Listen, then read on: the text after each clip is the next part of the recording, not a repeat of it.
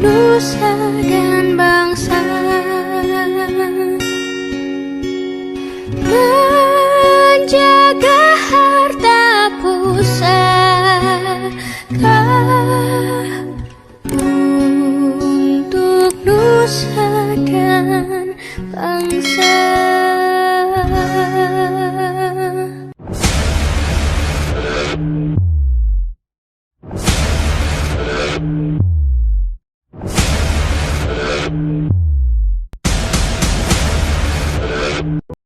Pada edisi ini, kami melanjutkan pembahasan dari edisi keempat, 5, 6 jam yang lalu. Tahun 1950, Kerajaan Nusantara sudah mulai melihat sosok Letkol Soeharto untuk menjadi penerus Presiden Soekarno.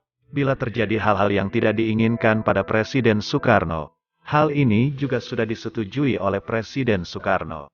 Peristiwa yang membuat nama Letkol Soeharto muncul sebagai penerus Presiden Soekarno adalah penyerangan tentara KNIL Belanda ke Makassar. Pejabat militer saat itu memberitahukan kepada Presiden Soekarno bahwa Makassar sudah aman dari serangan tentara KNIL non-state actor. Pada kenyataannya tentara KNIL sudah menguasai Makassar. Patut diingat, pada saat itu hampir semua pejabat militer yang memegang kekuasaan adalah anggota KNIL. Tentara bentukan non-state actor, mengatasnamakan kerajaan Belanda, tugas tentara KNIL untuk membunuh rakyat Nusantara yang dianggap memberontak. Silakan kalian cari dan pelajari fakta sejarah ini. Silakan dari data-data kesatuan para pejabat militer yang menyampaikan berita ke Presiden Soekarno, kondisi Makassar yang tidak sesuai dengan kenyataan. Dari sinilah Letkol Soeharto kemudian menjadi lapis kedua Presiden Soekarno bila terjadi kondisi genting atau Presiden Soekarno meninggal.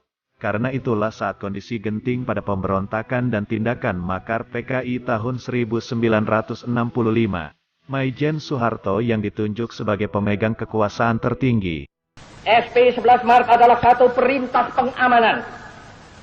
Perintah pengamanan jalannya pemerintahan. Pengamanan jalannya ini pemerintahan. Demikian kataku pada waktu melantik kabinet. Kecuali itu, juga perintah pengamanan keselamatan pribadi Presiden. Perintah pengamanan wibawa Presiden. Perintah pengamanan ajaran Presiden. Perintah pengamanan beberapa hal. Dan Jenderal Soeharto telah mengerjakan perintah itu dengan baik. Dan saya mengucap terima kasih kepada Jenderal Soeharto akan hal ini. Hutang negara selama 32 tahun Presiden Soeharto memimpin, hanya sekitar 551,5 triliun rupiah. Rakyat banyak mendapatkan manfaat, bahan bakar murah, tarif listrik murah, beras murah, gula murah, lapangan pekerjaan banyak, makanan pokok murah, menjadi negara eksportir beras dan hasil laut terbesar di Asia. Kurs rupiah terhadap dolar terjaga, antara Rp1.500 per dolar sampai Rp2.500 per dolar. Beliau juga melanjutkan pembangunan era Presiden Soekarno antara lain, jembatan, bendungan, pembangkit listrik, rumah sakit, stasiun kereta api, terminal, bandara, jalan tol, satelit Palapa, stasiun bumi pengindra jarak jauh, TVRI, jaringan internet, adalah hasil pembangunan era Presiden Soeharto selama 32 tahun memimpin. Sejak era Presiden Soeharto, non-state actor, mundur satu langkah dan merevisi strateginya. Selama 30 tahun, non-state actor, menyusupkan orang-orang yang mereka pelihara ke dalam pemerintahan Presiden Soeharto. Menyiapkan pengganti Presiden Soeharto yang sesuai dengan kriteria para non-state actor ini. Puncak perencanaan dan pelaksanaan rencana non-state actor, menyusun dan membiayai operasi intelijen untuk menjatuhkan Presiden Soeharto. Sejak tahun 1990, non-state actor sudah memasang perangkap dengan menggunakan perusahaan-perusahaan swasta miliknya yang beroperasi di Indonesia. Perusahaan swasta ini mengajukan pinjaman dolar dengan jangka waktu pinjaman yang sangat pendek ke bank-bank milik non-state actor di luar negeri. Dalam kurun 7 tahun itulah, Pinjaman dolar perusahaan swasta mencapai 72,5 miliar dolar, dan sudah diatur pinjamannya hanya untuk jangka pendek dengan waktu pengembalian 5 tahun sejak diberikan. Tahun 1997, keuangan negara menjadi kacau dengan banyaknya hutang perusahaan swasta yang jatuh tempo. Tahun itu, hutang dolar perusahaan swasta yang jatuh tempo adalah 20 miliar dolar dari total hutang swasta sebesar 72,5 miliar dolar, lebih besar dari hutang negara jangka menengah dan panjang yang hanya di kisaran 65,5 miliar dolar. Cadangan devisa saat itu 14,5 miliar dolar, seharusnya cukup untuk menjamin hutang luar negeri negara yang hanya 65,5 miliar dolar. Dan hanya 6 miliar dolar yang jatuh tempo tahun 1997 dan 1998. Tetapi karena hutang luar negeri swasta sebesar 25 miliar dolar yang jatuh tempo tahun 1997 inilah yang dibuat oleh non-state actor, memaksa negara harus mengikuti keinginan mereka untuk mengambangkan kurs mata uang rupiah terhadap dolar. Selama ini karena cadangan devisa negara dan hutang jatuh tempo yang terjaga, negara bisa mematok nilai tukar rupiah terhadap dolar. Dalam kurun waktu 3 bulan kurs rupiah terhadap dolar menjadi Rp11.000 per dolar. Pasar saham Indonesia ambruk, negara dipaksa menaikkan harga BBM sangat tinggi. Harga-harga bahan pokok otomatis ikut naik sangat tinggi. Stabilitas ekonomi negara guncang dan berimbas pada stabilitas politik terpengaruh sangat besar. Presiden Soeharto akhirnya memutuskan untuk mengundurkan diri guna menghindari perang saudara di negeri Nusantara.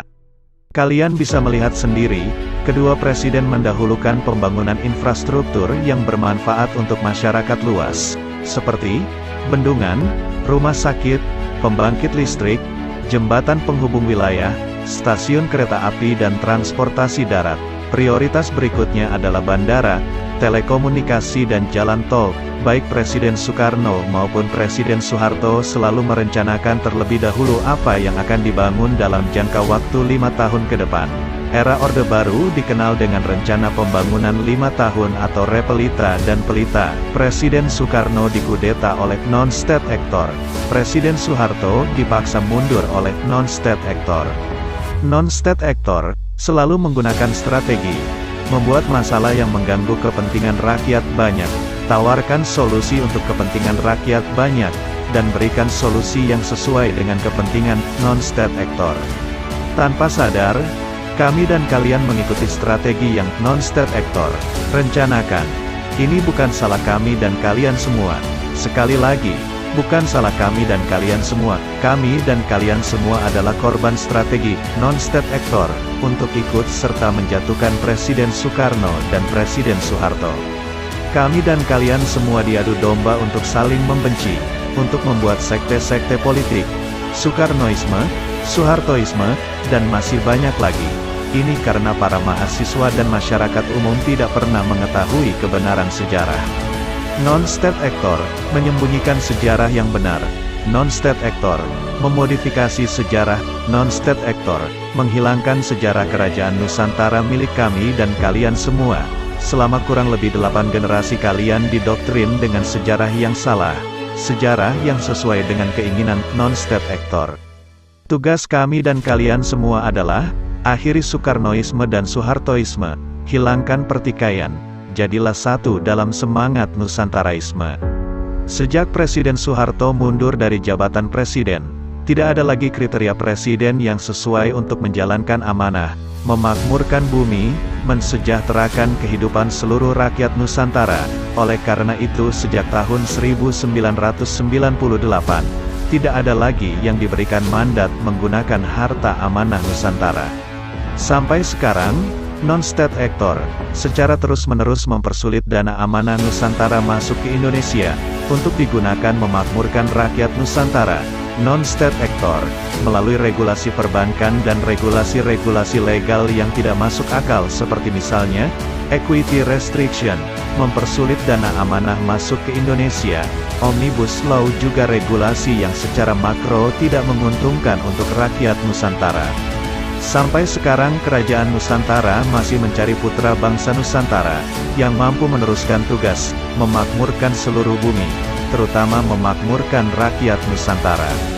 Pemegang amanah tidak boleh menjadi pemimpin, keuangan, agama, dan pemimpin rakyat harus terpisah. Kami mencari referensi dan mempelajari hal ini dari beberapa kitab suci. Dari kitab suci Al-Quran menemukan bahwa hal ini sesuai dengan 3 perintah Tuhan yang ada di dalam kitab suci tersebut. Tugas utama manusia di bumi ada 3, antara lain, beribadah kepada Tuhan Yang Maha Esa, sebagai wakil Tuhan di bumi, memakmurkan bumi. Dengan referensi dan mempelajari semua informasi yang kami kumpulkan, dapat kami simpulkan bahwa, poin nomor 1 adalah tugas para ulama dan pemimpin agama. Poin nomor 2 adalah tugas para cerdik cendekia dan pemimpin yang dipercaya oleh rakyat. Poin nomor 3 adalah tugas pemegang amanah harta Nusantara. Tugas dan tanggung jawab ini sudah jelas dan harus selalu dilaksanakan. Kami mohon peran serta kalian semua. Sampaikan kebenaran sejarah ini kepada anak-anak kalian, teman-teman kalian, sanak saudara kalian, terutama generasi muda bangsa Nusantara, generasi muda Nusantara yang menjadi ujung tombak dan tulang punggung Nusantara untuk bangkit. Sudah saatnya Nusantara bangkit untuk memakmurkan rakyat Nusantara dan memimpin dunia.